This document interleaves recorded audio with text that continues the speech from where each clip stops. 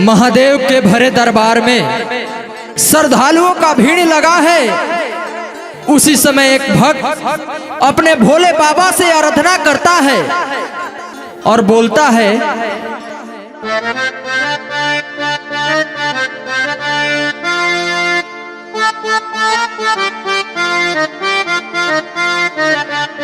जैसे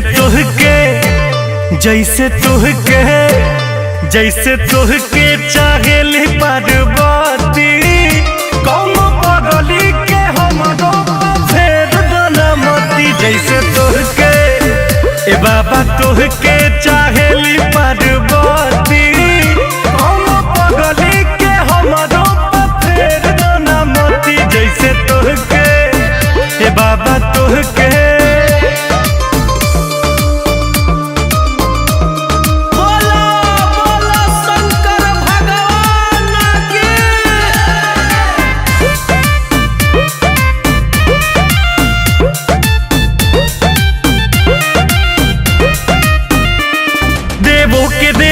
देव देव महादेव देव जी भजन करी, फिर दीन जार हमरो ऊपर बड़ी देर से सुमिरन करी।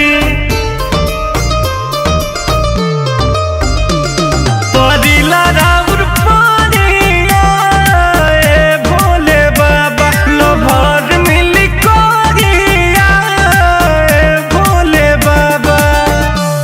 पूजा करी कि पूजा करी दिखाई अगरबत्ती, दोनों हाथ उठेगा और बोला है, कौन पगली के हमारो फेर दनमती। जैसे तुहके ए बाबा तुहके चाहेली पार्वती, कौन पगली के हमारो फेर दनमती। जैसे तुहके ए बाबा तुहके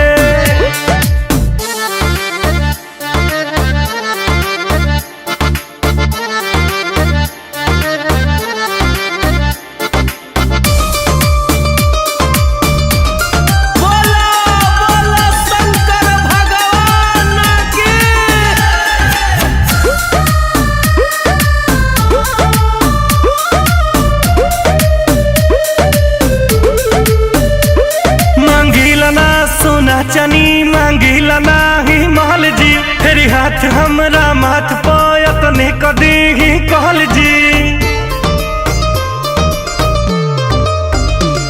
की ताना सभे मारे ना रगीला कलेस में, कमी कौन बाटे जी सूरज रितेश में। त माफ कह दी माफ कह दी जमन भइल गलती। बाबा जागा हो, कौन पगली के हमरो फेर दनमती। जैसे तुहके ए बाबा तुहके चाहेली पार्वती, कौन पगली के हमरो फेर दनमती। जैसे तुहके भोला जी तुहके